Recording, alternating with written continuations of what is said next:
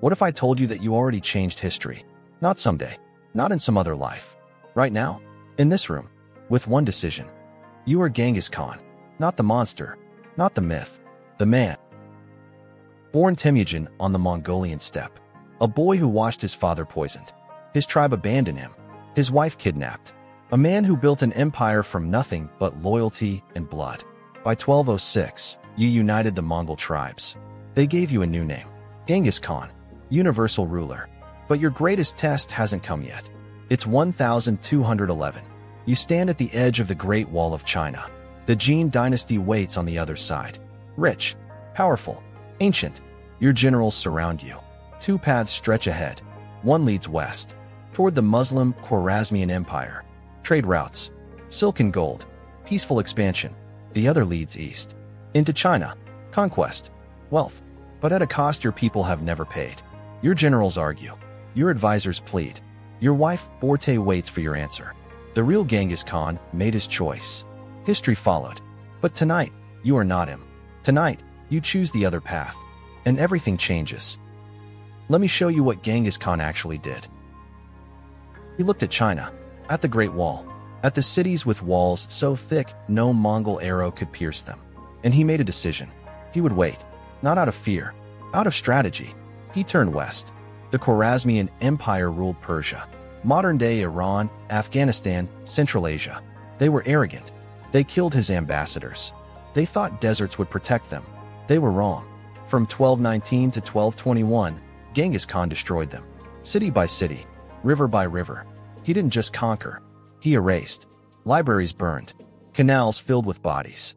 A civilization vanished so completely that farmers today plow over ancient capitals and have no idea what lies beneath. The Mongols learned siege warfare from the Persians. They took engineers, scholars, doctors. Every conquest made them stronger.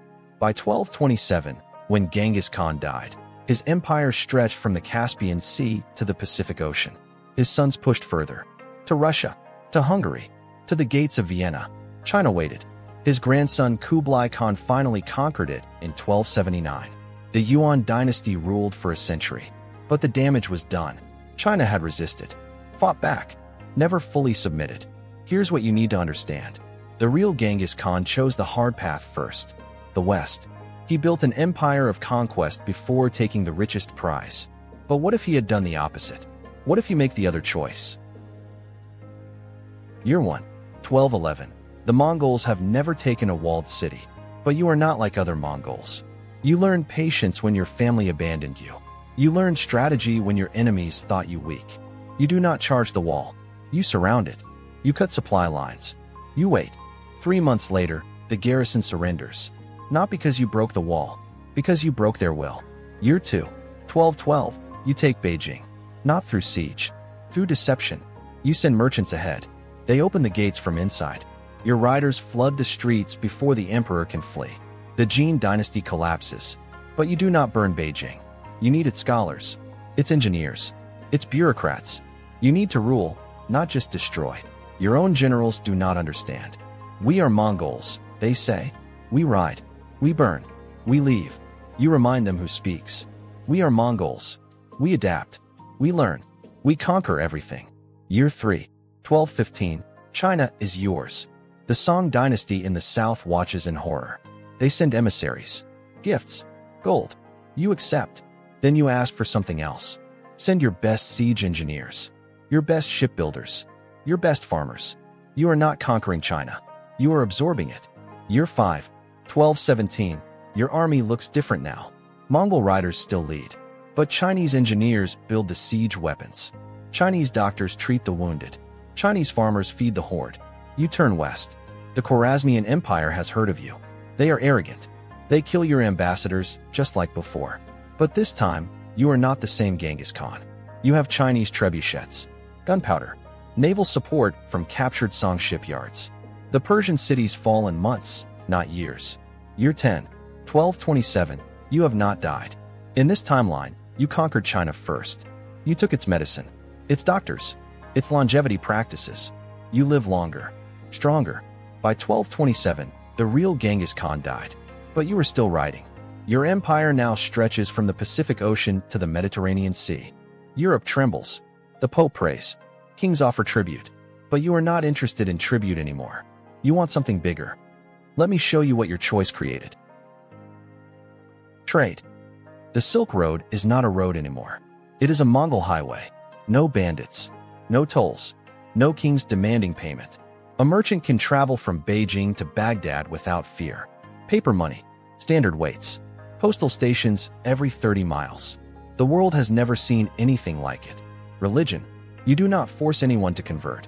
You have seen what religious war does. You watched Buddhists fight Confucianists. Muslims fight Christians. You declare one law. All gods are welcome. No god rules the state. Your empire becomes a refuge. Jews fleeing Europe. Christians fleeing crusades. Muslims seeking knowledge. Baghdad becomes the center of the world. Not through conquest. Through curiosity. War. You did not stop conquering. But you learned something in China. Destruction creates enemies. Absorption creates soldiers. When you take a city, you do not burn it. You take its best people. Its strongest workers. Its smartest minds. Every conquest makes you stronger. Not just bigger. Europe. They watch you from across the steppe. They know you are coming. They do not know when. In 1240, your grandson Badu reaches Hungary. The king begs for peace. You offer terms. Submit. Pay tribute. Keep your churches.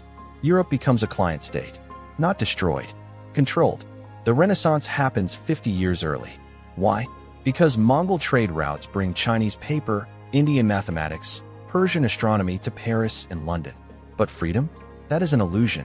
Europe prospers, but it does not rule itself. The New World. In 1280, a Mongol fleet reaches the Americas. Not to conquer. To trade. Chinese junks, built by Song engineers, crewed by Korean sailors, funded by Persian merchants. They find empires. Aztec, Inca, untouched by plague because Mongol horses brought immunity, not infection. When European ships finally cross the Atlantic in 1450, they find something unexpected. Gunpowder empires, steel weapons, fortified cities. The conquest of the Americas never happens. Instead, trade, alliance, war between equals. The present day, you are long dead, but your empire lives, not as a single state, as an idea, connected, tolerant, ruthless when needed, peaceful when possible. The world speaks many languages, but every merchant knows Mongol words for trust and contract. Every doctor knows Chinese medicine mixed with Persian chemistry. Every traveler knows the roads you built. You did not create utopia. You created something rarer. Stability. Now let me show you the two worlds side by side. In the real timeline, Genghis Khan turned west first. China resisted for decades. Never fully trusted the Mongols. The West was destroyed. Entire civilizations erased.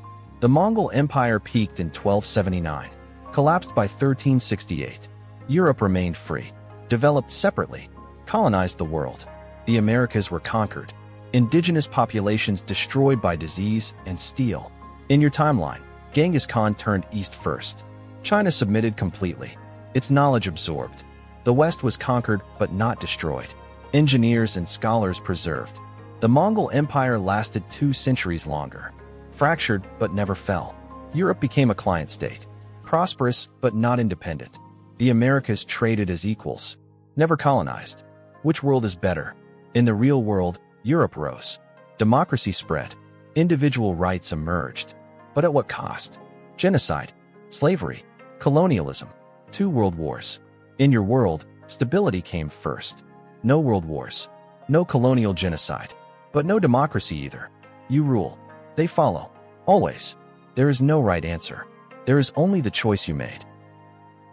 You are not Genghis Khan. Not really. You are a person watching a screen. Sitting in a room. Living in the world that actually happened. But for 10 minutes, you made a different choice. You looked at history and said, what if? That is the power of this question. Not to change the past. To understand it. Genghis Khan chose the West. History followed. You chose the East. And for a moment, you saw what could have been. The Mongols are gone. Their empire is dust. But the question remains. What will you choose tomorrow? Not on the steppe. Not in a war room. In your own life. Because every decision is a fork in the road. And you are always Genghis Khan. Choose wisely.